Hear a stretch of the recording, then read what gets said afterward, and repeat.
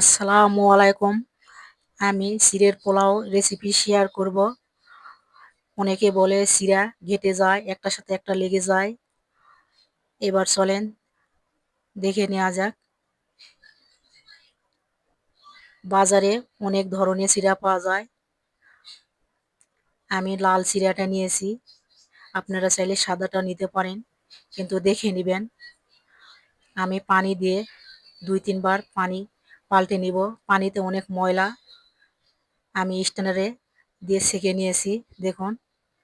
এদিকে স্ট্যানারে থাক, এদিকে একটা চুলা বসিয়ে দিয়েছি, চুলার প্যান বসিয়ে দিয়েছি। আমি 2 টুকরা দালচিনি দিয়েছি, 3টা সাদা এলাচ দিয়ে দিচ্ছি, একটু জিরা দিয়ে দিচ্ছি, দিয়ে একটু নাড়াচাড়া করে নিচ্ছি। পেঁয়াজ কুচি দিয়ে দিচ্ছি। পেঁয়াজটা বেশি ভাজবো না, হালকা করে ভেজে নেব। আলু আমি দিয়ে দিচ্ছি, আলু ছোট ছোট করে টুকরা করে কেটে নিয়েছি। এই রান্নাতে এইভাবে আলু দিয়ে দিবেন। মটরশুঁটি দিয়ে দিচ্ছি, গাজর, এবার দিয়ে দিব ফুলকপি, দিয়ে নাড়াচাড়া করে ভেজে নেব। ভাজা পর্যন্ত নাড়াচাড়া করতে হবে।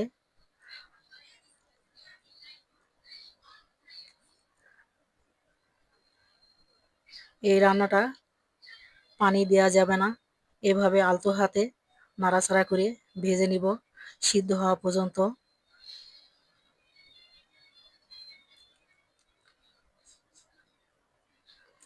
আমি রসুন আদা পেস্ট করে নিয়েছি, কাঁচামরিচ আমি কয়েকটা কেটে নিয়েছি, আপনারা দিয়ে দিবেন।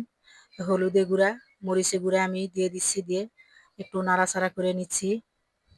ঝালটা আপনাদের ইচ্ছে মতো, যেমন ঝাল খাবেন তেমন দিয়ে দিবেন। এই রান্নাটা অনেক সহজ। আমি লবণ দিয়ে দিচ্ছি। রান্নাটা অনেক সহজ, খেতে অনেক ভালো হয়। এই রোজা রমজানের মাসে আপনারা একবার বানিয়ে দেখুন কেমন হয়। ইফতারে অনেক ভাজা পোড়া আমরা খেয়ে থাকি, এভাবে রান্না একবার করে খেয়ে দেখুন,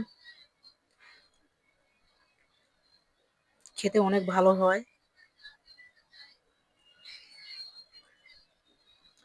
এই যে চিড়া আমি স্ট্যান্ডারে রেখে দিয়েছিলাম, কেমন ঝরঝর হয়েছে।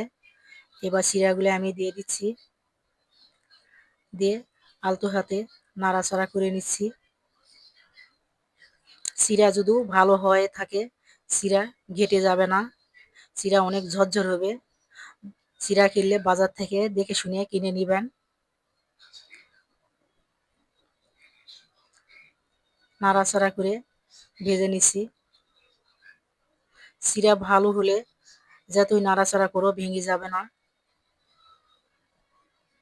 কেমন ঝরঝর হয়েছে দেখুন, আমার চিড়াটা কেমন ঝরঝর হয়েছে।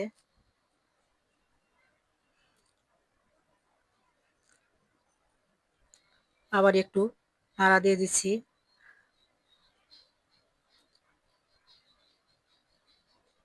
আমি ম্যাজিক মশলা দিয়ে দিচ্ছি, আপনারা চাইলে না থাকলে, হাতের কাছে না থাকলে গরম মশলা দিয়ে দিতে পারেন।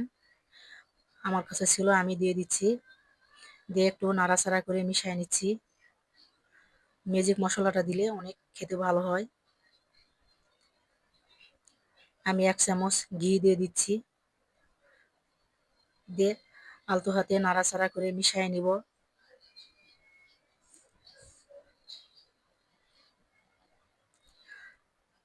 হাফ চামচ আমি চিনি দিয়ে দিচ্ছি, এই স্বাদটা ব্যালেন্স করার জন্য। মিষ্টি হবে না, তাতে মিষ্টি হবে না, খেতে অনেক ভালো লাগে। যেহেতু আমরা রোজা থেকে রান্না করতেছি, একটু ঢাকা দিয়ে দিচ্ছি, একটু পর দেখাচ্ছি কেমন হয়েছে। চলেন পরিবেশন করে দেখাই।